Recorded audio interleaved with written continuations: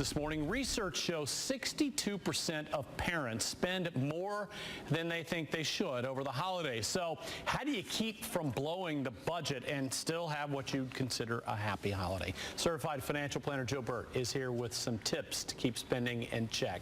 Good morning, Joe. Tom. Yeah, the holidays are here, It's right? hard to believe. Black Friday just a couple weeks away. Hard to believe. So first off, you say set strict parameters, maintain discipline and accountability. Yeah, it's real easy, especially around holiday time. Oh, yes, it is. You know, the pressure that mounts, your kids want all this stuff, your significant other wants other stuff, you got pressure from what your coworkers do and all this and all that. So what you want to do is set a budget, and the average of spending is about 1% of your annual gross income, 1%. So if you're earning $50,000 a year, that's $500.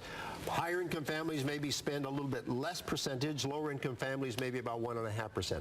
But you want to set some parameters just to get started and keep track of it. Okay, and of course, as we said, you say maintain discipline. What do you mean by that? Well, it's like anything in life, whether it's dieting, you know, whether it's exercise, it's maintaining discipline, knowing what you're spending, keep track of it, keep a ledger of where the money is going, know what you're going to spend, what the budget is, and maintain a discipline and stay in that. And that's, you know, that's really the secret to anything in life is discipline. And of course, accountability, which you say you need to make sure you add that in there. But how do you make sure you are sticking with that?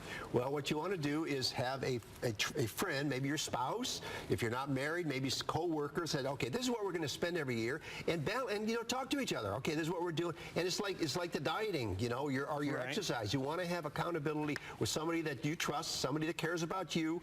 Talk about what you're going to spend and keep each other on track. That's really the key. You know the old saying, the best laid plans. What happens if you figure out you've gone overboard or you still have lingering debt from last year? If you still have lingering debt from last year, you know what they say, if you're in a hole, stop digging? Yes.